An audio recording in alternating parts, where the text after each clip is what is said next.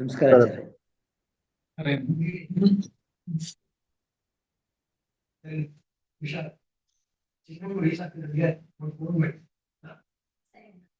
ಶ್ರೀ ಗುರುಭ್ಯೋ ನಮಃ.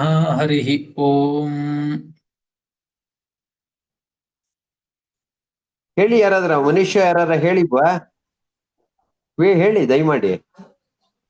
ಕೇಳಿಸ್ತಾ ಇದೆಯಾ? ಪಣಿ ಅವ್ರ ಪಣಿಯವ್ರು ಆಫೀಸ್ ನಿಮ್ಗೆ ಹೇಳಿದ್ದಾರೆ. ಆಫೀಸ್ ನಲ್ಲಿ ಇರ್ತೀನಿ ಅವ್ರ ಆಫೀಸ್ ನಾಗ ಹೇಳ್ತಾರೆ. ನೀವು ಬೇಡ, ಇನ್ಯಾರ ಹೇಳಿ, ನನಗೇನ್ ತೊಂದ್ರೆ ಇಲ್ಲ. ಯಾರಾರ ಹೇಳಿ ಬೇರೆಯವರು. ಆಚಾರ್ಯ ನಾರಾಯಣಾಯ ಪರಿಪೂರ್ಣ ಗುಣಾರ್ಣವಾಯ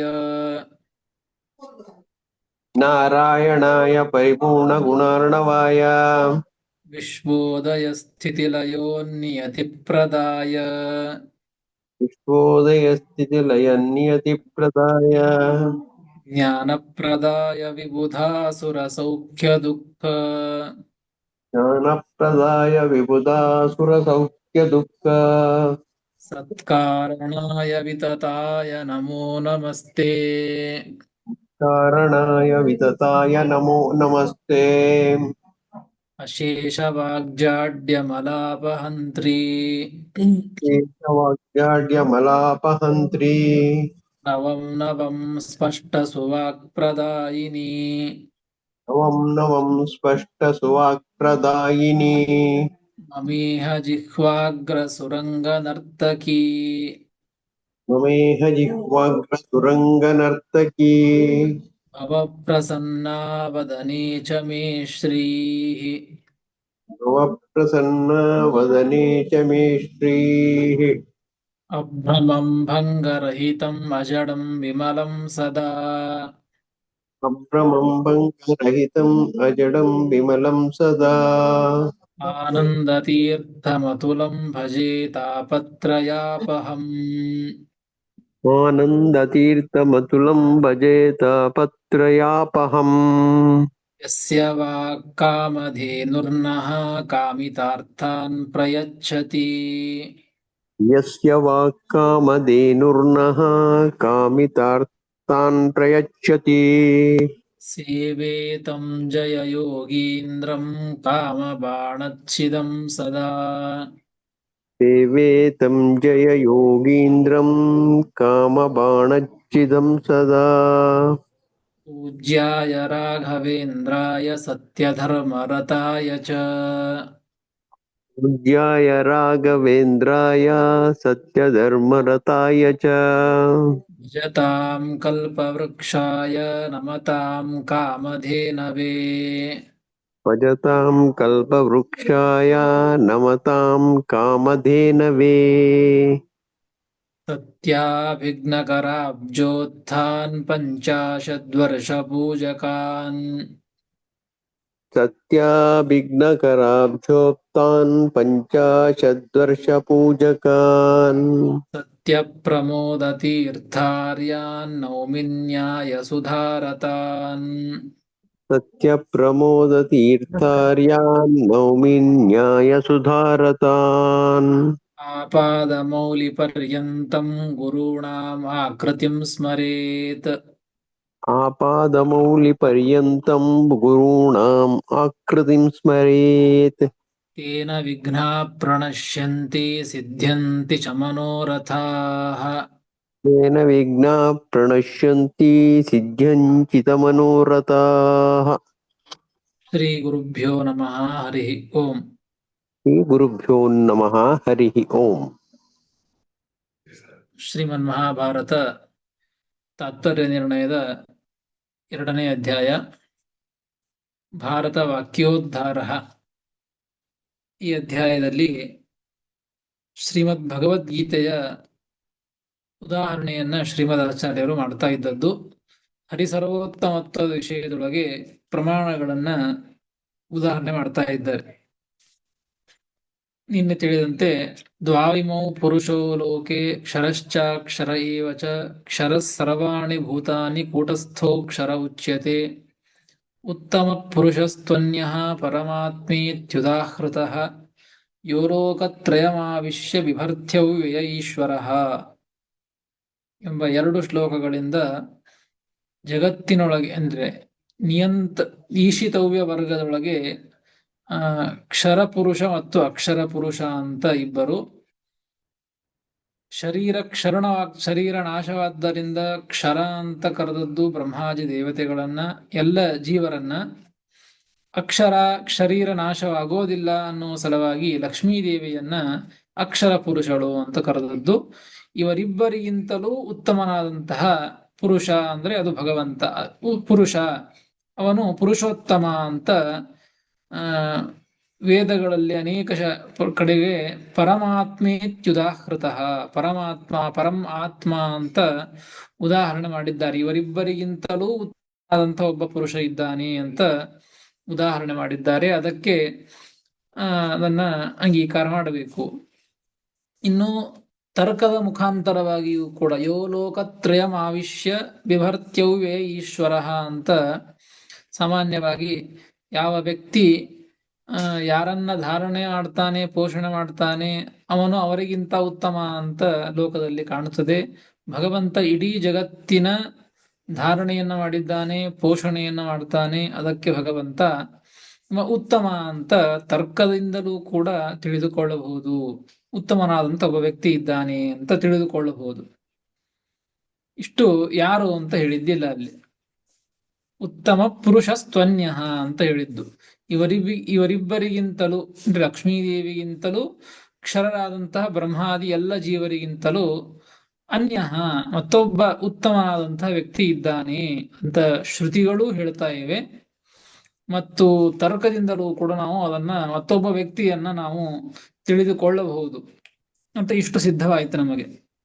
ಮುಂದಿನ ಶ್ಲೋಕದಲ್ಲಿ ಸಚಕಃ, ಆ ವ್ಯಕ್ತಿ ಯಾರು ಅಂತ ಪ್ರಶ್ನೆ ಬಂದಾಗ ಅದಕ್ಕೆ ಅಥವಾ ಅರ್ಜುನ ಆ ರೀತಿ ಪ್ರಶ್ನೆಯನ್ನ ಕೇಳಿದಾಗ ಭಗವಂತ ಅರ್ಜುನನಿಗೆ ಉತ್ತರವನ್ನ ಕೊಡ್ತಾ ಇದ್ದದ್ದು.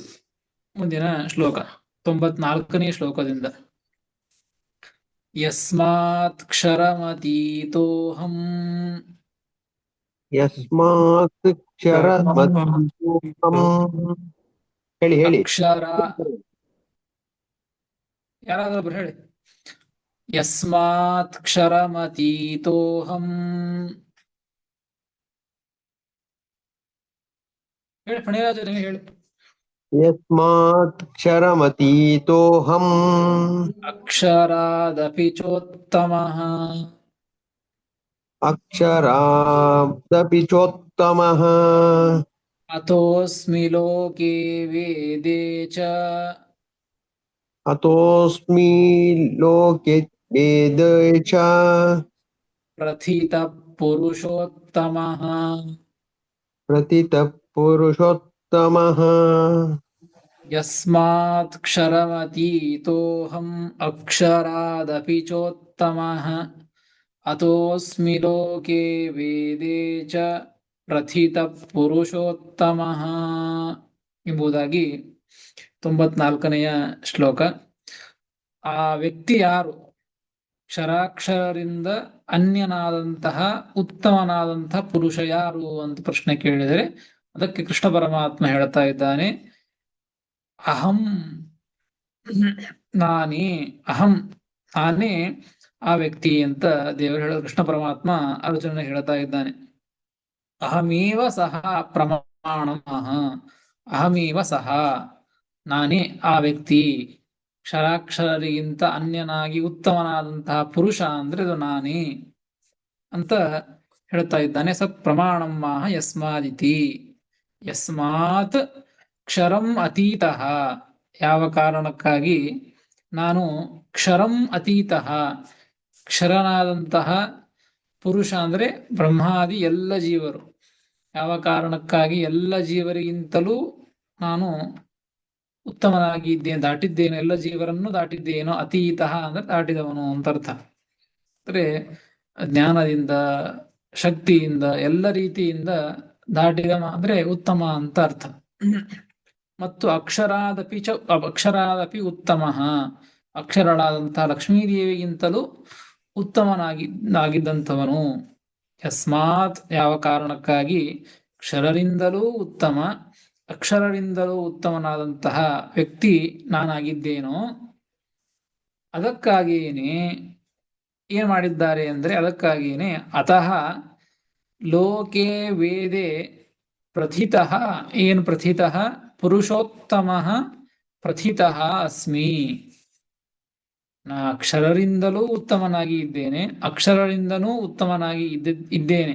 ಇದ್ದದ್ದಕ್ಕೇನೆ ಲೋಕದಲ್ಲಿ ವೇದದಲ್ಲಿ ಎರಡೂ ಕಡೆಗೂ ಕೂಡ ನಾನು ಹೆಂಗೆ ಪ್ರಸಿದ್ಧಿಯಾಗಿದ್ದೇನೆ ಅಂದ್ರೆ ಪುರುಷೋತ್ತಮ ಅಂತೆ ಪ್ರಸಿದ್ಧನಾಗಿದ್ದೇನೆ. ಪುರುಷೋತ್ತಮ ಪ್ರಥಿತಃ ಅಸ್ಮಿ. ಪುರುಷೋತ್ತಮ ಎಂಬುದಾಗಿ ಪುರುಷರಿಗಿಂತ ಉತ್ತಮ.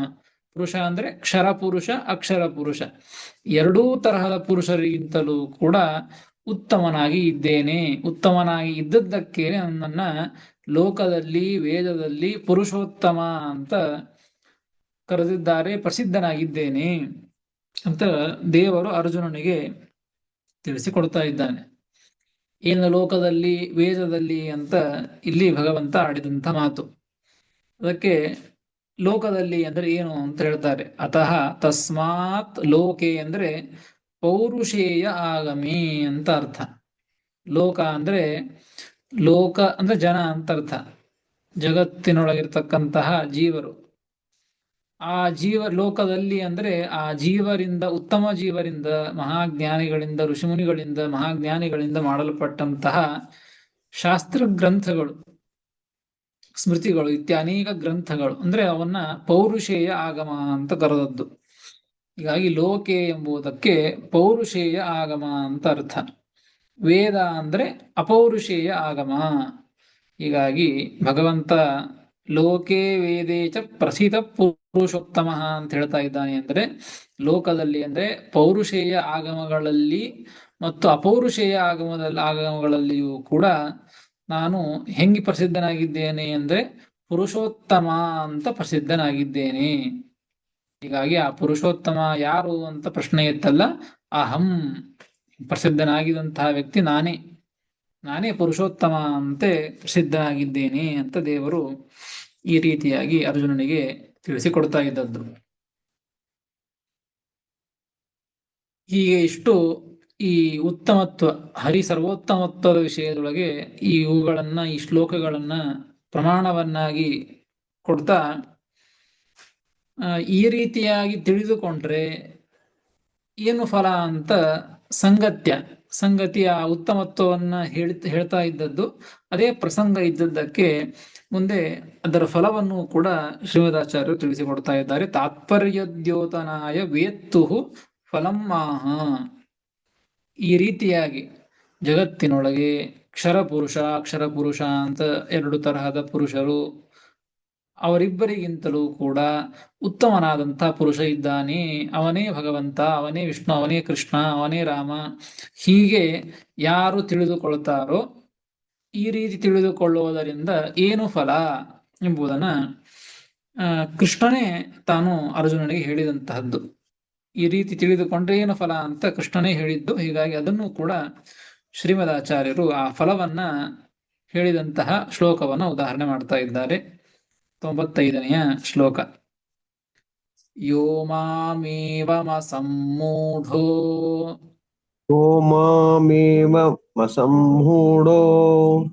ಜಾನಾತಿ ಪುರುಷೋತ್ತಮಂ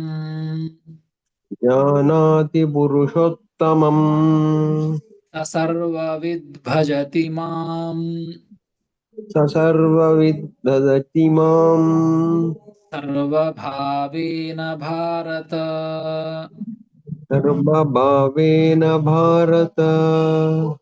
ಯೋ ಮಾಮೇವಮಸಮ್ಮೂಢೋ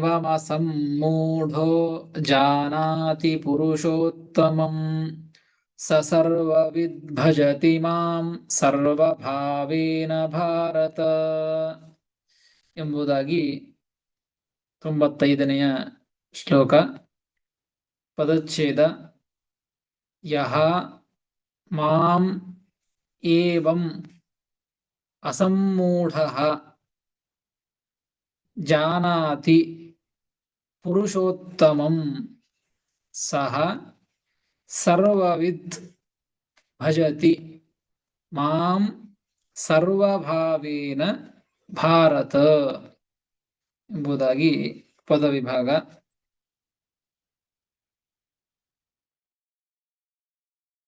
ಫಲವನ್ನ ಹೇಳ್ತಾ ಇದ್ದದ್ದು. ಯಹ ಮಾಮೇವ ಪುರುಷೋತ್ತಮಂ ಜಾನಾತಿ ಯಹ ಅಸಮ್ಮೂಢಃ ಮಾಮೇವ ಪುರುಷೋತ್ತಮಂ ಜಾನಾತಿ. ನೋಡಿ, ಶ್ಲೋಕ ಹೇಳ್ತಾ ಇದ್ದದ್ದು ಕೃಷ್ಣ ಅರ್ಜುನನಿಗೆ, ಕೃಷ್ಣ ಪರಮಾತ್ಮ. ಹೀಗಾಗಿ ಮಾಮೇವ ಅಂತ ಕೃಷ್ಣನೇ ಹೇಳ್ತಾ ಇದ್ದದ್ದು. ಹೀಗಾಗಿ ಕೃಷ್ಣ ಬೇರೆ ಅಲ್ಲ, ಆ ಪುರುಷೋತ್ತಮ ಬೇರೆ ಅಲ್ಲ, ನಾರಾಯಣ ಬೇರೆ ಅಲ್ಲ, ಏನೂ ವ್ಯತ್ಯಾಸ ಇಲ್ಲ ಅವತಾರಕ್ಕೂ ಮೂಲ ರೂಪಕ್ಕೂ ಅಂತ ಭಗವಂತ ತಿಳಿಸಿಕೊಡ್ತಾ ಇದ್ದಾನೆ. ಯಹ ಅಸಮ್ಮೂಢ ಮಾಮೇವ, ಯಾವ ವ್ಯಕ್ತಿ, ಮೂಢ ಅಂದ್ರೆ ಮೂರ್ಖ, ಬುದ್ಧಿ ಇಲ್ಲದೆ ಇದ್ದವ, ಸಂಮೂಢ ಭಾರಿ ಬುದ್ಧಿ ಇಲ್ಲದೆ ಇದ್ದವ, ಭಾರಿ ಮೂರ್ಖ ಅಂತ ಅರ್ಥ. ಅಸಮ್ಮೂಢ ಅಂದ್ರೆ ಭಾರಿ ಬುದ್ಧಿವಂತ, ಜ್ಞಾನಿ ಅಂತ ಅರ್ಥ. ಯಹ ಅಸಮ್ಮೂಢ ಮಾಮೇವ ಪುರುಷೋತ್ತಮಂ ಜಾನಾತಿ, ನನ್ನನ್ನೇ ಪುರುಷೋತ್ತಮ, ಬರೇ ಪುರುಷೋತ್ತಮ ಅಂತ ತಿಳಿಯೋದು ಅಂದ್ರೆ ಅದೊಂದು ಹೆಸರು, ಆ ಹೆಸರು ತಿಳಿದುಕೊಳ್ಳೋದು ಅಂತ ಅರ್ಥ ಅಲ್ಲ. ಪುರುಷೋತ್ತಮ ಅಂದ್ರೆ ಹಿಂದೇನು ಬಂತಲ್ಲ, ಪುರುಷ ಅಂದ್ರೆ ಕ್ಷರ ಪುರುಷ, ಅಕ್ಷರ ಪುರುಷ. ಕ್ಷರ ಪುರುಷ ಅಂತ ಯಾಕೆ ಕರೀತಾರೆ? ದೇಹ ಕ್ಷರಣವಾಗ್ತದೆ, ದೇಹ ನಾಶವಾಗ್ತದೆ, ಅದಕ್ಕೆ ಬ್ರಹ್ಮಾದಿ ಜೀವರನ್ನ ತೃಣಜೀವದ ಪರ್ಯಂತರವಾಗಿ ಕ್ಷರ ಪುರುಷರು ಅಂತ ಕರೆದಿದ್ದಾರೆ. ಅಕ್ಷರ ಪುರುಷ ಅಂದ್ರೆ ಲಕ್ಷ್ಮೀದೇವಿ, ಶರೀರ ಕ್ಷರಣವಾಗುವುದಿಲ್ಲ, ನಾಶವಾಗುವುದಿಲ್ಲ, ಅದಕ್ಕೆ ಅಕ್ಷರ ಪುರುಷಳು ಅಂತ ಅರ್ಥ. ಅವರಿಬ್ಬರಿಗಿಂತಲೂ ಉತ್ತಮ ಅಂತ ಇಷ್ಟು ಅರ್ಥ. ಈ ಅರ್ಥವನ್ನ ಒಳಗೊಂಡಂತಹದ್ದು ಪುರುಷೋತ್ತಮ ಅಂತ ಅರ್ಥ. ಹಿಂಗ ಪುರುಷೋತ್ತಮ ಅಂತ ತಿಳಿದುಕೊಳ್ಳಬೇಕು, ಬರೀ ಹೆಸರು ಅಂತ ತಿಳಿದುಕೊಳ್ಳುವುದಲ್ಲ. ಮಾಮೇವ, ನನ್ನನ್ನೇ ಪುರುಷೋತ್ತಮಂ ಜಾನಾತಿ, ಪುರುಷೋತ್ತಮ ಅಂತ ಆ ಅರ್ಥವನ್ನ ಇಟ್ಟುಕೊಂಡು ನನ್ನನ್ನು ಪುರುಷೋತ್ತಮ ಅಂತ ತಿಳಿತಾನೋ, ಹಂಗ ತಿಳಿದಂತಹ ವ್ಯಕ್ತಿಗೆ ಏನು ಫಲ ಅಂದ್ರೆ ಸಹ ಸರ್ವವಿತ್ ಭವತಿ. ಆ ವ್ಯಕ್ತಿ ಎಲ್ಲವನ್ನ ತಿಳಿದುಕೊಳ್ತಾನೆ ಅಂತ ಅರ್ಥ. ಮಾಂ ಜಾನಾತಿ ಸಹ ಸರ್ವವಿದ್ ಭವತಿ, ಅವನು ಎಲ್ಲವನ್ನ ತಿಳಿದುಕೊಂಡಂತೆ, ಎಲ್ಲ ಶಾಸ್ತ್ರವನ್ನೂ ತಿಳಿದುಕೊಂಡಂತೆ ಅಂತ ಅರ್ಥ. ಜಗತ್ತಿನೊಳಗೆ ಏನೇನು ಶಾಸ್ತ್ರಗಳು ಅಂತಿವೆಯೋ ಎಲ್ಲ ಶಾಸ್ತ್ರಗಳನ್ನು ಕೂಡ ಆ ವ್ಯಕ್ತಿ ತಿಳಿದುಕೊಂಡಂತೆ. ಯಾವ ವ್ಯಕ್ತಿ ನನ್ನನ್ನ, ಅಂದ್ರೆ ಭಗವಂತ ಕೃಷ್ಣ ಪರಮಾತ್ಮ ಹೇಳ್ತಾ ಇದ್ದದ್ದು, ನನ್ನನ್ನ ಪುರುಷೋತ್ತಮ ಅಂತ ತಿಳಿತಾನೋ ಅವನು ಎಲ್ಲವನ್ನ ತಿಳಿದುಕೊಂಡಂತೆ. ಯಾಕ್ರಿ? ಭಗವಂತನನ್ನ, ಕೃಷ್ಣನನ್ನ ಪುರುಷೋತ್ತಮ ಅಂತ ತಿಳಿದುಕೊಂಡ ಮಾತ್ರಕ್ಕೆ ಎಲ್ಲವನ್ನ, ಎಲ್ಲ ಶಾಸ್ತ್ರವನ್ನ ತಿಳಿದುಕೊಂಡಂತೆ ಅಂತ ಯಾಕೆ ಹೇಳ್ತೀರಿ ನೀವು ಅಂತ ಕೇಳಿದರೆ, ಅದಕ್ಕೆ ಬರೀತಾರೆ ಮುಂದೆ, ಅಸ್ಯೈವ ಸರ್ವಶಾಸ್ತ್ರಾರ್ಥತ್ವಾತ್. ಈ ಭಗವಂತನಿಗೇನೆ ಸರ್ವಶಾಸ್ತ್ರಾರ್ಥತ್ವ ಇದ್ದದ್ದು. ಅಂದ್ರೆ ಭಗವಂತನೇ ಸರ್ವಶಾಸ್ತ್ರದ ಅರ್ಥ, ಎಲ್ಲ ಶಾಸ್ತ್ರಗಳ ಮುಖ್ಯ ಪ್ರತಿಪಾದ್ಯವಾದ ಅರ್ಥ. ಅಂದ್ರೆ ವಿಷಯ ಅಂದ್ರೆ ಯಾರು ಅಂದ್ರೆ ಅದು ಭಗವಂತನೇ. ಅಂದ್ರೆ ಎಲ್ಲ ಶಾಸ್ತ್ರಗಳು ಕೂಡ ಮುಖ್ಯವಾಗಿ ಹೇಳಲಿಕ್ಕೆ ಹೊರಟದ್ದು ಯಾರನ್ನ ಅಂದ್ರೆ ಭಗವಂತನನ್ನೇ. ಹೀಗಾಗಿ ಎಲ್ಲ ಶಾಸ್ತ್ರಗಳ ಮುಖ್ಯ ಅರ್ಥ ಅದು ಭಗವಂತ. ಹೀಗಾಗಿ ಅಂತಹ ಭಗವಂತನನ್ನ ಪುರುಷೋತ್ತಮ, ಈ ಇಬ್ಬರಿಗಿಂತಲೂ ಅಂದ್ರೆ ಎಲ್ಲರಿಗಿಂತಲೂ ಕೂಡ ಉತ್ತಮ ಅಂತ ಅರ್ಥ, ಆಗಲೇ ಹೇಳಿದಂತಹ ಅರ್ಥ. ಆ ಅರ್ಥದಿಂದ ಒಳಗೊಂಡಂತಹ ಶಬ್ದ ಪುರುಷೋತ್ತಮ. ಈ ರೀತಿ ಪುರುಷೋತ್ತಮ ಅಂತ ಯಾರು ತಿಳಿದುಕೊಳ್ತಾರೋ ಎಲ್ಲ ಶಾಸ್ತ್ರವನ್ನ ಎಲ್ಲವನ್ನ ತಿಳಿದುಕೊಂಡಂತೆ ಅಂತ ಈ ಅರ್ಥದೊಳಗೆ ಭಗವಂತ ಸಸರ್ವವಿದ್ ಭಜತಿ ಮಾಂ ಸರ್ವಭಾವೇನ ಭಾರತ. ಸಹ ಸರ್ವವಿದ್ಭವತಿ, ಅವನು ಎಲ್ಲವನ್ನ ತಿಳಿದುಕೊಂಡಂತೆ ಆಗ್ತದೆ. ಅಷ್ಟೇ ಅಲ್ಲ, ಹೇ ಭಾರತ, ಸರ್ವಭಾವೇನ ಸರ್ವಪ್ರಕಾರೇಣ ಮಾಂ ಭಜತಿ. ಹೀಗೆ ನನ್ನನ್ನ ಯಾರು ಪುರುಷೋತ್ತಮ ಅಂತ ತಿಳಿದುಕೊಳ್ತಾರೋ ಅಂತಹ ವ್ಯಕ್ತಿ ನನ್ನನ್ನ ಎಲ್ಲ ರೀತಿಯಿಂದ, ಸರ್ವಭಾವೇನ ಅಲ್ಲಿಕ ಸರ್ವ ಪ್ರಕಾರೇಣ ಅಂತ ಅರ್ಥ, ಎಲ್ಲ ಪ್ರಕಾರಗಳಿಂದ, ಎಲ್ಲ ರೀತಿಯಿಂದಲೂ ಕೂಡ, ಏನೇ ಮಾಡಿದರೂ ಕೂಡ ಆ ವ್ಯಕ್ತಿ ಕೂಡ್ಲಿ, ನಡಿಲಿ, ತಿನ್ಲಿ, ಏನೇ ಒಂದು ಕಾರ್ಯಗಳನ್ನ ಮಾಡಿದಾಗಲೂ ಕೂಡ ಎಲ್ಲ ಪ್ರಕಾರಗಳಿಂದಲೂ ಕೂಡ ಸರ್ವಭಾವೇನ ಮಾಂ ಭಜತಿ, ನನ್ನನ್ನೇ ಆ ವ್ಯಕ್ತಿ ಭಜನೆ ಮಾಡ್ತಾನೆ, ನನ್ನನ್ನೇ ನನಿತಾನೆ, ನನ್ನನ್ನೇ ಸ್ತೋತ್ರ ಮಾಡ್ತಾನೆ. ನೀನ್ ತಿರುಗ್ತಾ ಇದ್ರೆ ಅದು ಪ್ರದಕ್ಷಿಣೆ, ದೇವರ ಪ್ರದಕ್ಷಿಣೆ ಅಂತ ಹೀಗೆ ತಿಳಿದುಕೊಳ್ಳೋದು. ಹೀಗೆ ಏನೇ ಒಂದು ಮಾಡಿದರೂ ಕೂಡ ಅಂತಹ ವ್ಯಕ್ತಿ, ಯಾವ ವ್ಯಕ್ತಿ ನನ್ನನ್ನ ಪುರುಷೋತ್ತಮ ಅಂತ ತಿಳಿದಿದ್ದಾನೋ ಅಂತಹ ವ್ಯಕ್ತಿ ಎಲ್ಲವನ್ನ ತಿಳಿದುಕೊಂಡಂತೆ, ಅಂತಹ ವ್ಯಕ್ತಿ ಎಲ್ಲ ರೀತಿಯಿಂದಲೂ ಕೂಡ ನನ್ನನ್ನೇ ಭಜನೆ ಮಾಡ್ತಾನೆ, ನನ್ನನ್ನೇ ಸ್ತೋತ್ರ ಮಾಡ್ತಾನೆ, ನನ್ನನ್ನೇ ಕೊಂಡಾಡ್ತಾನೆ. ಹೀಗಾಗಿ ನನ್ನನ್ನೇ ಎಲ್ಲ ರೀತಿಯಿಂದ ಯಾವನು ಭಜನೆ ಮಾಡ್ತಾನೋ ಅವನಿಗೆ ಕೊಡುವಂತಹ ಫಲ ಮೋಕ್ಷನೇ ಫಲ.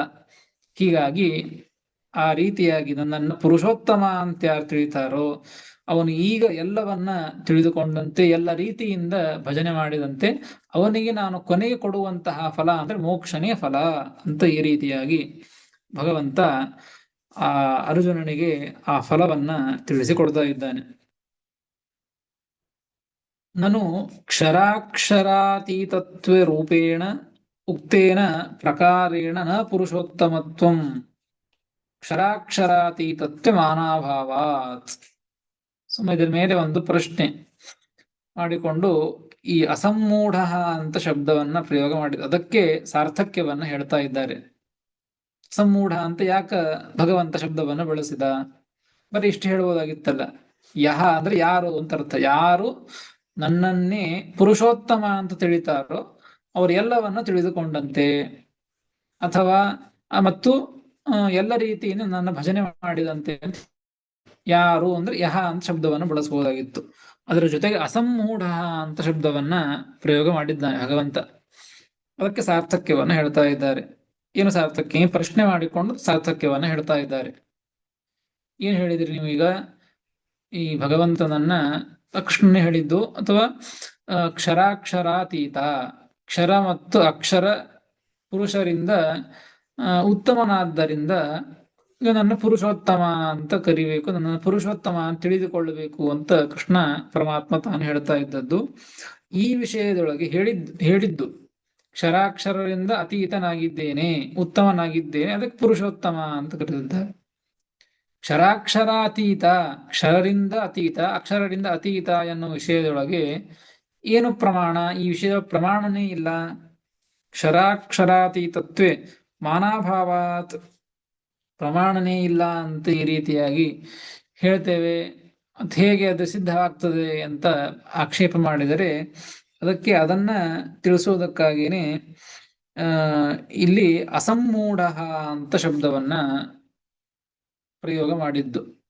ಯಾವನಿಗೆ ವೇದಗಳ ಜ್ಞಾನ ಗೊತ್ತಿಲ್ಲ, ಲೌಕಿಕವಾದಂತಹ ಪೌರುಷೇಯ ಆಗಮಗಳ ಜ್ಞಾನ ಇಲ್ಲವೋ ಅಂತಹ ವ್ಯಕ್ತಿಗೆ ಕ್ಷರಾಕ್ಷರಾತೀತ ಅಂತ ಅದು ಗೊತ್ತಾಗೋದೇ ಇಲ್ಲ. ಯಾವನಿಗೆ ಜ್ಞಾನ ಇದೆಯೋ ಅದಕ್ಕೆ ಅಸಮ್ಮೂಢ ಅಂದ್ರೆ ಮೂರ್ಖನಲ್ಲ, ಒಳ್ಳೆಯ ಜ್ಞಾನಿ, ವೇದ ಜ್ಞಾನ ಇದೆ, ಪೌರುಷೇಯ ಆಗಮಗಳ ಜ್ಞಾನ ಇದೆ, ಅಂತಹ ವ್ಯಕ್ತಿ ಗೊತ್ತಿದ್ದೇ ಇದೆ ಅಂತ ಅರ್ಥ.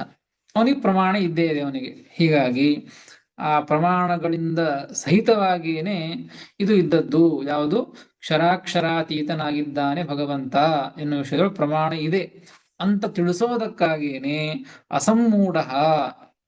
ಯಹ ಅಸಮ್ಮೂಢ, ಯಾವ ಜ್ಞಾನಿ, ಶಾಸ್ತ್ರಗಳ ಜ್ಞಾನ, ಪುರಾಣ, ಇತಿಹಾಸ, ವೇದಗಳ ಜ್ಞಾನ ಗೊತ್ತಿದೆಯೋ ಅಂತಹ ವ್ಯಕ್ತಿ ನನ್ನನ್ನು ಪುರುಷೋತ್ತಮ ಅಂತ ಓದಿ ತಿಳಿದಿರ್ತಾನೆ, ಅದಕ್ಕೆ ಪುರುಷೋತ್ತಮ ಅಂತ ತಿಳಿತಾನೋ ಅಂಥವನಿಗೆ ಏನು ಸಿಗ್ತದೆ ಅಂದ್ರೆ ಎಲ್ಲ ರೀತಿಯಿಂದ ಅವನಿಗೆ ಜ್ಞಾನ ಬರ್ತದೆ, ಎಲ್ಲ ರೀತಿಯ ನನ್ನನ್ನು ಭಜನೆ ಮಾಡಿದಂತೆ ಅಂತ ಫಲವನ್ನು ಭಗವಂತ ತಿಳಿಸಿಕೊಟ್ಟಿದ್ದಾನೆ. ಅದಕ್ಕಾಗಿ ಅಸಮ್ಮೂಢ ಅಂತ ಶಬ್ದವನ್ನ ಪ್ರಯೋಗ ಮಾಡಿದ್ದು. ಇನ್ನು ಇಷ್ಟು ಹೇಳಿ ಕೃಷ್ಣ ಪರಮಾತ್ಮ ಅರ್ಜುನನಿಗೆ ಹೇಳಿದಂತಹ ವಿಚಾರ, ಅನೇಕ ತತ್ವಗಳನ್ನ ಹೇಳಿ ಭಗವದ್ಗೀತೆಯಲ್ಲಿ ಹೇಳಿದಂತಹ ವಿಚಾರ, ಏತಚ್ಚ ಯಸ್ಮೈ ಕಸ್ಮೈ ನ ವಾಚ್ಯಂ ಇತ್ಯಾಶಯೇನ ಆಹ. ಈ ಹೇಳಿದಂತಹ ತತ್ವ ಏನಿದೆಯೋ, ಈ ವಿಷಯ ಇಷ್ಟೊತ್ತು ಹೇಳಿದ್ದು, ಇಂತಹ ವಿಚಾರಗಳು, ಅನೇಕ ವಿಚಾರಗಳು ಗೀತೆಯಲ್ಲಿ ಬಂದಿದೆ. ಆ ಎಲ್ಲ ವಿಚಾರಗಳು ಅಂತ ಅರ್ಥ. ಯಸ್ಮೈ ಕಸ್ಮೈ ನ ವಾಚ್ಯಂ, ಯಾರಿಗೆ ಬೇಕಾದರೂ ಅವುಗಳನ್ನ ಹೇಳಲಿಕ್ಕೆ ಹೋಗಬಾರದು ಅಂತ ಆ ಅಭಿಪ್ರಾಯದಿಂದ ಭಗವಂತ ತಿಳಿಸಿಕೊಡ್ತಾ ಇದ್ದಾನೆ. ಹೇಳಿದ್ದು 97ನೆಯ ಶ್ಲೋಕ. ಇತಿ ಗುಹ್ಯತಮಂ ಶಾಸ್ತ್ರಂ ಇತಿ ಗುಹ್ಯತಮಂ ಶಾಸ್ತ್ರಂ ಮುಕ್ತಂ ಮಯಾ ನಘ ಮುಕ್ತಂ ಮಯಾ ನಘ ಏತದ್ ಬುದ್ಧ್ವಾ ಬುದ್ಧಿಮಾನ್ ಸ್ಯಾತ್ ಏತದ್ ಬುದ್ಧ್ವಾ ಬುದ್ಧಿಮಾನ್ ಸ್ಯಾತ್ ಕೃತಕೃತ್ಯಶ್ಚ ಭಾರತ. ಕೃತ್ಯಶ್ಚ ಭಾರತ. ಇತಿ ಗುಹ್ಯತಮಂ ಶಾಸ್ತ್ರಂ ಇದಮುಕ್ತಂ ಮಯಾ ನಘ ಏತದ್ಬುದ್ಧ್ವಾ ಬುದ್ಧಿಮಾನ್ ಸ್ಯಾತ್ ಕೃತಕೃತ್ಯಶ್ಚ ಭಾರತ ಎಂಬುದಾಗಿ 97ನೆಯ ಶ್ಲೋಕ ಪದವಿಭಾಗ. ಇತಿ ಗುಹ್ಯತಮಂ ಶಾಸ್ತ್ರಂ ಇದಂ ಉಕ್ತಂ ಮಯಾ ಅನಘ ಏತತ್ ಬುದ್ಧ್ವಾ ಬುದ್ಧಿಮಾನ್ ಸ್ಯಾತ್ ಕೃತಕೃತ್ಯಃ ಚ ಭಾರತ ಎಂಬುದಾಗಿ ಪದವಿಭಾಗ. ಹೇ ಅನಘ ಅಂತ ಅರ್ಜುನನಿಗೆ ಸಂಬೋಧನೆಯನ್ನ ಮಾಡಿ ಕೃಷ್ಣ ಪರಮಾತ್ಮ ಹೇಳ್ತಾ ಇದ್ದಾನೆ. ಇತಿ ಗುಹ್ಯತಮಂ ಶಾಸ್ತ್ರಂ ಇದಂ ಇದಂ ಇದಂ ಶಾಸ್ತ್ರಂ ಇತಿದಂ ಗುಹ್ಯತಮಂ ಶಾಸ್ತ್ರಂ. ಈ ಹೇಳಿದಂತಹ ಏನು ವಿಚಾರಗಳಿವೆಯೋ, ಈ ಶಾಸ್ತ್ರ ಇದೆಯೋ, ಈ ಶಾಸ್ತ್ರ ಇದು ಹೇಳಿದೆಯೋ, ಇತಿ ಗುಹ್ಯತಮಂ ಶಾಸ್ತ್ರಂ ಮಯ ಉಕ್ತಂ.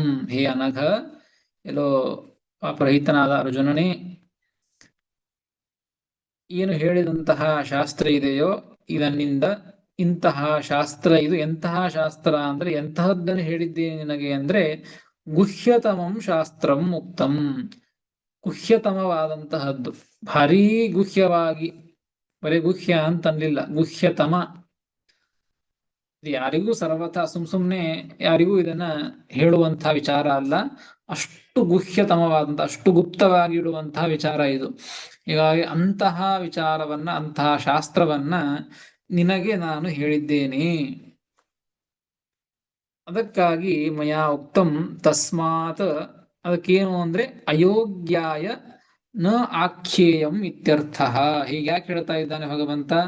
ಈ ಗುಹ್ಯತಮವಾದಂತಹ ಶಾಸ್ತ್ರವನ್ನು ನಿನಗೆ ಹೇಳಿದ್ದೇನೆ ಅಂದ್ರೆ ಅರ್ಥ ಇದು, ಇದನ್ನ ಹೇಳಬಾರದನ್ನ, ಯಾರಿಗೂ ಹೇಳಬಾರದನ್ನ ನಿನಗೆ ಅಷ್ಟು ಪ್ರೀತಿಯಿಂದ ಹೇಳಿದ್ದೇನೆ ಅಂದ್ರೆ ಇಂತಹ ಶಾಸ್ತ್ರವನ್ನ ಇನ್ಯಾರಿಗೂ ಕೂಡ, ಅಂದ್ರೆ ಯಾರಿಗೂ ಅಂದ್ರೆ ಯಾರಿಗೂ ಹೇಳಬಾರದು ಅಂತಲ್ಲ, ಅಯೋಗ್ಯರಿಗೆ ಅಂತ ಅರ್ಥ. ಅಯೋಗ್ಯಾಯ ನ ಆಖ್ಯೇಯಂ ಇತ್ಯರ್ಥ. ಅಯೋಗ್ಯರಿಗೆ ಇದನ್ನ ಯಾರಿಗೂ ಹೇಳಬಾರದು ಅನ್ನೋ ಸಲುವಾಗಿ ಇದನ್ನ ಹೇಳ್ತಾ ಇದ್ದೇನೆ ಅಂತ ಕೃಷ್ಣ ಪರಮಾತ್ಮ ಹೇಳ್ತಾ ಇದ್ದಾನೆ. ಸಸರ್ವವಿದ್ ಇತ್ಯಾದ್ಯುಕ್ತಂ ತತಃ ಕಿಂ ಇತ್ಯತಃ ಆಹ ಏತದಿತಿ.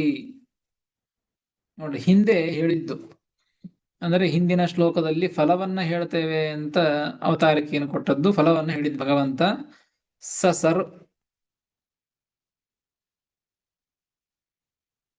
ಸಸರ್ವವಿದ್ ಭಜತಿ ಮಾಂ ಸರ್ವಭಾವೇನ ಭಾರತ ಅಂತ.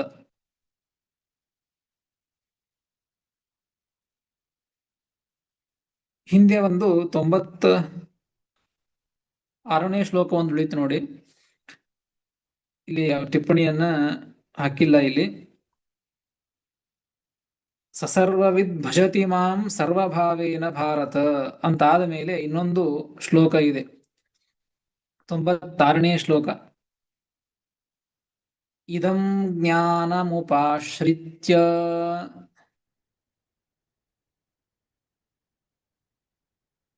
ಅದೇನಮ್ಮ ಆಚಾರ್ಯ ಇಲ್ಲವಲ್ಲ ಅದು? ಇಲ್ವಾ ಯೋ ಅದು?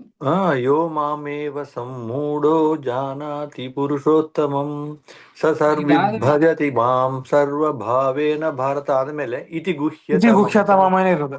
ಅದೇ ಇದೆ ಇದೆ, ಸರಿ ಸರಿ, ಆಯ್ತಾಯ್ತು, ಹಂಗಾದ್ರೆ ಆಯ್ತು. ಇನ್ನೊಂದು ಮಧ್ಯದಲ್ಲಿ ಶ್ಲೋಕ ಹಾಕಿದ್ದಾರೆ ಇದರಲ್ಲಿ. ಆಯ್ತು, ಮತ್ತೊಂದು ಪುಸ್ತಕ ನೋಡ್ತೀನಿ ನಾನು. ಹಾಕಿದ್ದಾರೆ, ನಮ್ಮ ಪುಸ್ತಕದಲ್ಲೂ ಇದೆ. ನೋಡೋಣಂತೆ, ಟಿಪ್ಪಣಿಯಲ್ಲಿ ಇನ್ನು ಟಿಪ್ಪಣಿ ಬರೆದಿಲ್ಲ ಅದಕ್ಕೆ, ನೋಡೋಣಂತೆ. ಇರ್ಲಿ. ಈ ಶ್ಲೋಕ ನೋಡಿ, ಮುಂದಿನ ಶ್ಲೋಕನ ಯಾವಾಗ ಹೇಳಿದ್ದೆ, ಅಯೋಗ್ಯರಿಗೆ ಇದನ್ನ ಹೇಳಲಿಕ್ಕೆ ಹೋಗಬಾರದು ಅಂತ ಭಗವಂತ ಹೇಳ್ತಾ ಇದ್ದಾರೆ. ಇತಿ ಗುಹ್ಯತಮಂ ಶಾಸ್ತ್ರಂ ಇದಮುಕ್ತಂ ಮಯಾ ನಘ. ಆಯ್ತು, ಸಸರ್ವವಿದ್ ಇತ್ಯಾದ್ಯುಕ್ತಂ ತತಃ ಕಿಂ. ಹಿಂದೆ ಶ್ಲೋಕದಲ್ಲಿ ಬಂತು, ಈ ನನ್ನನ್ನ ಯಾರ ಪುರುಷೋತ್ತಮ ಅಂತ ತಿಳಿತಾರೋ ಅವರು ಎಲ್ಲವನ್ನ ತಿಳಿದುಕೊಂಡಂತೆ, ಅದೊಂದು ಫಲವನ್ನು ಹೇಳಿದ್ದು. ಮತ್ತೇನು ಫಲ ಅಂತ ಅಂದ್ರೆ ಅದಕ್ಕೆ ಮತ್ತು ಫಲವನ್ನು ಹೇಳ್ತಾ ಇದ್ದಾನೆ ಭಗವಂತ ಇಲ್ಲಿ. ಏತದ್ ಬುದ್ಧ್ವಾ, ಇಂತಹ ಗುಹ್ಯತಮವಾದಂತಹ ಶಾಸ್ತ್ರವನ್ನ ಯಾರು ತಿಳಿದುಕೊಳ್ತಾರೋ, ಯಾರು ತಿಳಿದುಕೊಳ್ಳುವುದು ಅಂದ್ರೆ ಏನು ಅಂತ ಬರೀತಾರೆ. ಏತದ್ ಬುದ್ಧ್ವಾ ಅಂದ್ರೆ ಏತತ್ ಪೂರ್ವೋಕ್ತಂ ಬುದ್ಧ್ವಾ, ಹಿಂದೆ ಹೇಳಿದಂತಹ ಅದನ್ನ ತಿಳಿದುಕೊಳ್ಳುವುದು ಅಂದ್ರೆ ಪರೋಕ್ಷತಃ ಜ್ಞಾತ್ವ, ಶಬ್ದದಿಂದ ಕೇಳಿಸಿಕೊಂಡು ತಿಳಿದುಕೊಳ್ಳುವುದು ಅಂತ ಅರ್ಥ. ಪರೋಕ್ಷವಾಗಿ ತಿಳಿದುಕೊಳ್ಳುವುದು. ಏತದ್ ಬುದ್ಧ್ವಾ ಅಂದ್ರೆ ಪರೋಕ್ಷವಾಗಿ ತಿಳಿದುಕೊಂಡು ಬುದ್ಧಿಮಾನ್ ಸ್ಯಾತ್, ಆ ವ್ಯಕ್ತಿ ಮುಂದೇನಾಗ್ತಾನೆ ಆಗ್ತಾನೆ. ಪರೋಕ್ಷವಾಗಿ ತಿಳಿದುಕೊಳ್ತಾನೆ ಅಂದ್ರೆ ಮತ್ತೇನ್ ಮುಂದೆ ಬುದ್ಧಿವಂತನಾಗ್ತಾನೆ ಅಂತ ಹೇಳೋದು. ಪರೋಕ್ಷವಾಗಿ ತಿಳಿದುಕೊಳ್ತಾನೆ, ಅದಾದ ಮೇಲೆ ಬುದ್ಧಿಮಾನ್ ಸ್ಯಾತ್ ಎಂಬುದಕ್ಕೆ ಅಪರೋಕ್ಷ ಜ್ಞಾನಿ, ಅಪರೋಕ್ಷ ಜ್ಞಾನಿ ಆಗ್ತಾನೆ, ಅಪರೋಕ್ಷವಾಗಿ ಕಾಣ್ತಾನೆ. ಹೀಗಾಗಿ ಏತದ್ ಬುದ್ಧ್ವಾ ಬುದ್ಧಿಮಾನ್ ಸ್ಯಾತ್, ಮೊದಲಿಗೆ ಪರೋಕ್ಷ ಜ್ಞಾನಿ ಆಗ್ತಾನೆ, ಆಮೇಲೆ ಅಪರೋಕ್ಷ ಜ್ಞಾನಿ ಆಗ್ತಾನೆ, ಅದಾದ ಮೇಲೆ ಕೃತಕೃತ್ಯಶ್ಚ ಭಾರತ, ಮುಂದೆ ಕೃತಕೃತ್ಯನಾಗ್ತಾನೆ. ಕೃತಕೃತ್ಯ ಅಂದ್ರೆ ಮುಕ್ತನಾಗ್ತಾನೆ ಅಂತ ಅರ್ಥ. ಹೀಗಾಗಿ ಇದೇ ಮುಖ್ಯ ಫಲ. ಈ ರೀತಿಯಾಗಿ ನನ್ನನ್ನ ಯಾರು ತಿಳಿದುಕೊಳ್ತಾರೋ, ಪುರುಷೋತ್ತಮ ಅಂತ ನನ್ನನ್ನೇ ಯಾರು ತಿಳಿದುಕೊಳ್ತಾರೋ ಅವನಿಗೆ ಮೊದಲಿಗೆ ಪರೋಕ್ಷ ಜ್ಞಾನ ಸಿಗ್ತದೆ, ನಂತರದಲ್ಲಿ ಅಪರೋಕ್ಷ ಜ್ಞಾನ ಸಿಗ್ತದೆ, ಕೊನೆಗೆ ಮೋಕ್ಷನೇ ಅವನಿಗೆ ಫಲ ಸಿಗ್ತದೆ. ಹೀಗಾಗಿ ಇಂತಹ ಮೋಕ್ಷವನ್ನ ಕೊಡುವಂತಹ ಭಾರೀ ಗುಹ್ಯತಮವಾದಂತಹ ಶಾಸ್ತ್ರವನ್ನ ನಿನಗೆ ಹೇಳಿದ್ದೇನೆ, ಯಾರಿಗೂ ಹೇಳಬಾರದು ಅಂತ ಭಗವಂತ ಕೃಷ್ಣ ಪರಮಾತ್ಮ ಅರ್ಜುನನಿಗೆ ಹೇಳಿದಂತಹ ವಿಚಾರ. ಹೀಗಾಗಿ ಈ ಶ್ಲೋಕಗಳಿಂದಾಗಿ ಭಗವಂತ ಉತ್ತಮ ಸರ್ವೋತ್ತಮ ಅಂತ ತಿಳಿದು ಬರ್ತದೆ. ಅದಕ್ಕಾಗಿ ಈ ಶ್ಲೋಕಗಳನ್ನ ಶ್ರೀಮದಾಚಾರ್ಯರು ಮಹಾಭಾರತದ ಶ್ಲೋಕಗಳೇ, ಅದಕ್ಕಾಗಿ ಅವುಗಳಿಂದಲೇನೆ ಸರ್ವೋತ್ತಮತ್ವದ ನಿರ್ಣಯವನ್ನು ಮಾಡೋಣ ಅಂತ ಅವುಗಳನ್ನ ಇಲ್ಲಿ ಶ್ರೀಮದಾಚಾರ್ಯರು ಉದಾಹರಣೆಯನ್ನ ಮಾಡಿದ್ದು. ಇಷ್ಟು ಮಾಡಿ ಮತ್ತೆ ಮುಂದಿನ ಶ್ಲೋಕಗಳಲ್ಲಿಯೂ ಕೂಡ ಇದಕ್ಕೆ ಸಂಬಂಧಪಟ್ಟಂತೆ ಇನ್ನೂ ಅನೇಕ ವಿಚಾರಗಳನ್ನ ತಿಳಿಸ್ತಾರೆ. ಅದನ್ನು ಮತ್ತೆ ನಾಳೆ ತಿಳಿದುಕೊಳ್ಳೋಣ ಅಂತ ಹೇಳ್ತೇನೆ. ಶ್ರೀಕೃಷ್ಣ ಅರ್ಪಣಮಸ್ತು. ಹರೇ ಕೇಳ್ಬೋದಾ ನಮಃ. ಆಚಾರ್ಯ? ಶ್ರೀಕೃಷ್ಣ ಕೇಳಿ. ನಮಸ್ಕಾರ ಗುರುಗಳೇ. ಪ್ರಶ್ನೆ ಹರೇನು? ಏನಂದ್ರೆ, 3 ತರದ ಭಾಷೆ ಇದೆ: ಸಮಾಧಿ ಭಾಷಾ, ದರ್ಶನ್ ಭಾಷಾ, ಗುಹ್ಯತಮಂ ಭಾಷಾ. ದರ್ಶನ ಭಾಷಾ ದೈತ್ಯರು ದಾನವರನ್ನ ಮೋಹಕ ಮಾಡ್ಕೊಳ್ಳೋಕೆ ಅದನ್ನ ಬರ್ದಿರೋದು, ಅದನ್ನ ಅರ್ಥ ಮಾಡ್ಕೊಳ್ಳೋದು. ಇದು ಗುಹ್ಯತಮಂ ಭಾಷ್ಯ ಅಂತ ಏನ್ ಹೇಳ್ತಾ ಇದ್ದಾನಲ್ಲ ಕೃಷ್ಣ, ಅದು ಎಲ್ಲಾರು ಸಾಮಾನ್ಯ ಮನುಷ್ಯರಿಗೆ ಅರ್ಥ ಆಗ್ಬಾರ್ದು ಅಂತಲೇ ಬರ್ದಿದ್ದಾನೆ ಅಂತ ಅನ್ಕೋಬೇಕಾ ನಾವು ಅಂತ ಬರ್ತದೆ ಅರ್ಥ. ಹೌದು ಹೌದು, ಗುಹ್ಯತಮವಾದಂತಹದ್ದು ಸಂಪೂರ್ಣವಾಗಿ ಯಾರಿಗೂ ತಿಳಿಯೋದಿಲ್ಲ. ಹಿಂಗ ಅರ್ಥ ಮಾಡಿಕೊಳ್ಳಿಕ್ಕೂ ಆಗೋದಿಲ್ಲ. ಬರೀ ಅಷ್ಟೇ ಅಲ್ಲ, ಅದನ್ನ ಯಾರಿಗೂ ಹೇಳಲಿಕ್ಕೂ ಹೋಗಬಾರದು ಅನ್ನೋ ಸಲುವಾಗಿಯೇ ಗುಹ್ಯತಮ ಅಂತ ಹೇಳಿದ್ದು. ಆಯ್ತು, ಧನ್ಯವಾದ ಆಚಾರ್ಯ.